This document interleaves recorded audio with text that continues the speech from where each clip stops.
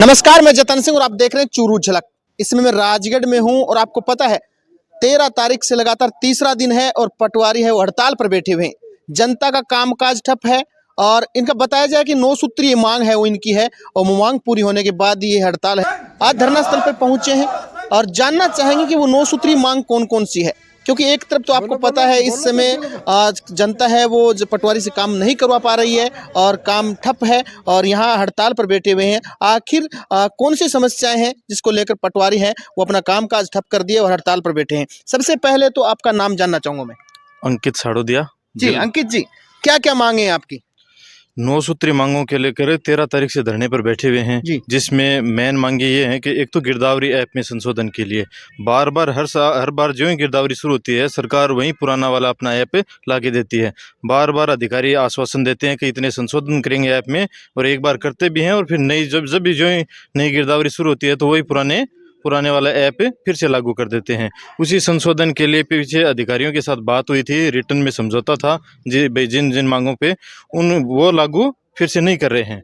उसके अलावा हमारे 752 पद भू अभिलेख निरीक्षक के उनके पदों का पुनर्निर्धारण करना है। 1035 पदों की वित्तीय स्वीकृति पेंडिंग है। साथ ही गिरदावरी अन्य ऑनलाइन कार्य एक तरफ तो ऑनलाइन कर रहे हैं, उसके लिए संसाधन गवर्नमेंट अभी तक कोई दे नहीं रही है। उसके लिए 8 GB रैम 256 GB मेमोरी का कोई लैपटॉप टैबलेट प्रिंटर इंटरनेट ये चाह रहे हैं।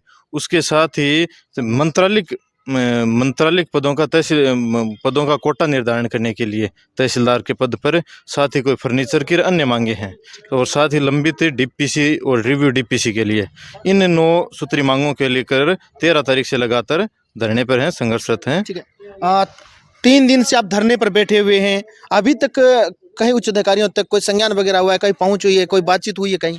प्रदेश नेतृत्व द्वारा लगातार जयपुर में वार्ताएं चल रही हैं। लगातार अधिकारियों की तरफ से भी सौहार्दपूर्ण वातावरण में बातें हो रही हैं। रेवेन्यू बोर्ड भी लगातार उसमें अपनी तरफ से कागजी कार्रवाई करने में लगा है। अंकित जी, देखिए आप धरने पर बैठे हैं, तमाम स्टाफ आपका बैठा है, वहाँ जनता परेशान है।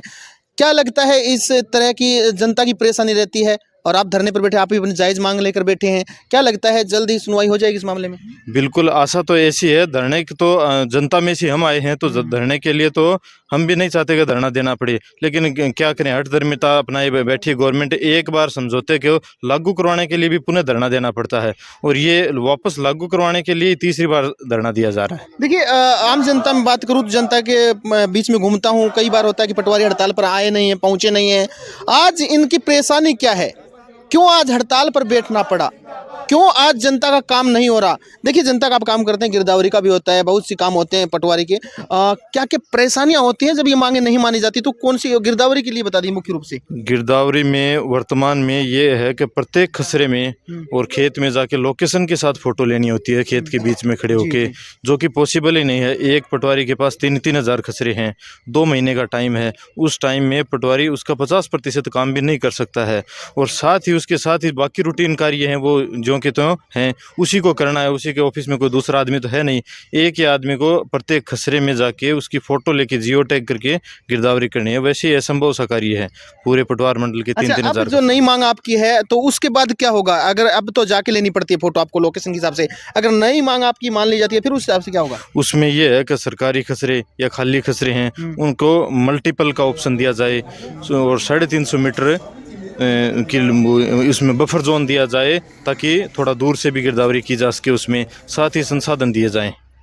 देखिए, समस्या आपने सुनी होंगी, क्योंकि आम जनता है वो अपनी समस्या तो सुनती है, अपनी समस्या जानती है कि पटवारी आज मौके पर नहीं पहुंचे, हमारी गिरदावरी नहीं मिली, आज हमारा ये काम नहीं हुआ, हमें KCC चाहिए, हमें उस काम बीमे के लिए जाना है, हमारी वो चीज़ें चाहिए। लेकिन जब इनकी परेशानी है, इनको लगा कि ये चीज़ें हैं होनी चाहिए, उसी को लेकर ये धरना कब तक चलेगा? मुझे ऐसा लगा है कि सुनने में आया कि लंबे समय तक आप जब तक मांगे नहीं माने जाएंगे तब तक अनिश्चित काल के लिए धरना जारी रहेगा। देखिए, आप देख पा रहे होंगे इस समय राजगढ़ में हूँ और हड़ताल है वो तीसरा दिन है। अब जनता ये सोच रही है, उच्च अधिकारियों को है कहीं ना कहीं देखना चाहिए, जो सरकारें हैं बैठी हैं सूबे के अंदर, इनकी जो मांगे हैं उस आधार पर किस प्रकार का निर्णय अब रहता है, ये धरना कितने दिन चलता है। इनके साथ में और भी इनसे परिचय करवा लेता हूं मैं। आपका नाम क्या है? विनोद कुमार, पटवारी, पटवार मंडल खुड्डी। खुड्डी से हो। आपका नाम?